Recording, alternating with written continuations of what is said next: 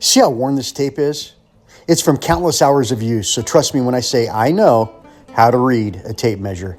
Every tape is made up of 16/16, 1 through 15, and the 16th mark is actually the inch mark. Stay tuned until just after the minute mark, where I'm going to teach you the real secret that nobody talks about and how to read a tape quickly. Let's continue learning. See, we don't say the even numbers, 2/16, 4/16, 6/16, etc. We actually reduce those fractions like in grade school. 2/16 equals an eighth, 4/16 equals a quarter, etc. And so all of the small marks are odds, and we actually say those that way, like 7/16, 9/16, 13/16. The second smallest are eighths. There's an 8, 3/8, 5/8, and 7/8.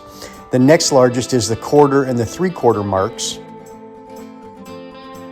And lastly, the half-inch mark. Let's recap before we teach you the secrets on how to read this quickly. There's 16th and 8, 3/16, quarter, 5/16, 3/8, 7/16, half-inch, 9/16, 5/8, 11/16, 3/4, 13/16, 7/8, and 15/16.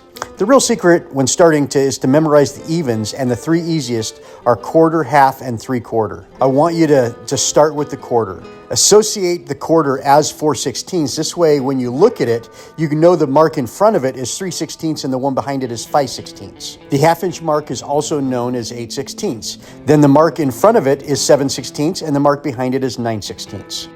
And do this now with the 3/4 inch as well. So 3/4 is also 12/16. So you know the mark in front of 12/16, or the 3/4 mark, is 11/16 and the one behind it is the 13/16. You're on your way to mastery now.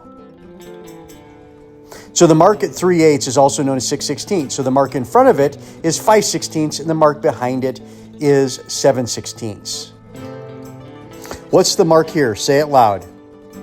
Yep, it's the quarter-inch mark. So memorize that so you start to realize that the mark in front of it is 3/16 and the one behind it is 5/16. That's how you get quick at understanding tape measures. Subscribe for more DIY content.